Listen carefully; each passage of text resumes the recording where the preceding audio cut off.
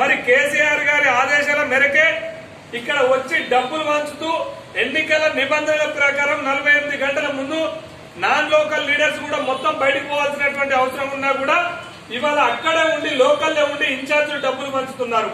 అదే విధంగా పాడి కౌశిక్ రెడ్డి అనే వ్యక్తి ఎన్నికల నిబంధనలకు వ్యతిరేకంగా ఆ బూతులలో ప్రవేశించి ఓట్లేయాలని చెప్పేసి డబ్బులు పంచుతూ బెదిరిస్తూ వాడిని దుర్భాషలాడడం ఓటర్లతో జరిగింది. ఇట్టి విషయం మీద మీరు కంప్లైంట్ చేయడం జరుగుతుంది.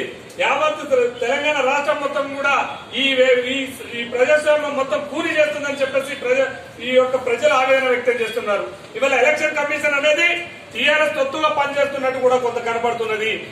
దేశంలోనే ఎక్కడ లేని విధంగా ప్రజలే మాకు డబ్బులు కావాలని డిమాండ్ చేస్తున్న స్థితికి వస్తుందంటే ఎలక్షన్ కమిషన్ అనేది పూర్తిగా పేలున్నట్టు మనకు కనబడుతుంది. అదేవిధంగా నిన్న గోయల్ గారు ఒక మాట అన్నారు, ఎలక్షన్ కోసం డబ్బులు డిమాండ్ చేసిన వారి మీద కేసులు పెడతానన్నారు. అయ్యా, మీరు పెట్టవలసింది టీఆర్ఎస్ నేతల మీద, మీరు పెట్టవలసింది పోలీసు యంత్రాంగం మీద.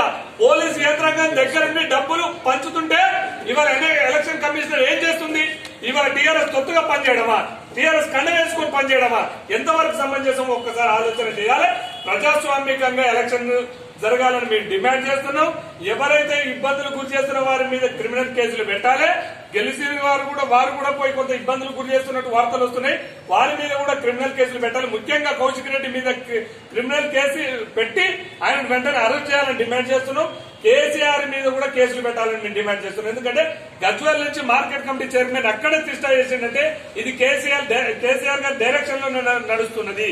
ఇవాళ మీ ప్రజలకు ఒకటే డిమాండ్ చేస్తున్నాం, అహంకారానికి వ్యతిరేకంగా ఓటేయండి, మద్యానికి వ్యతిరేకంగా ఓటేయండి, డబ్బులకు వ్యతిరేకంగా ఓటేయండి, నిరుద్యోగుల ఆత్మహత్యలకు అనుకూలంగా ఓటేయండి అని చెప్పేసి మేము ప్రజలు డిమాండ్ కోరుకోవడం జరుగుతుంది.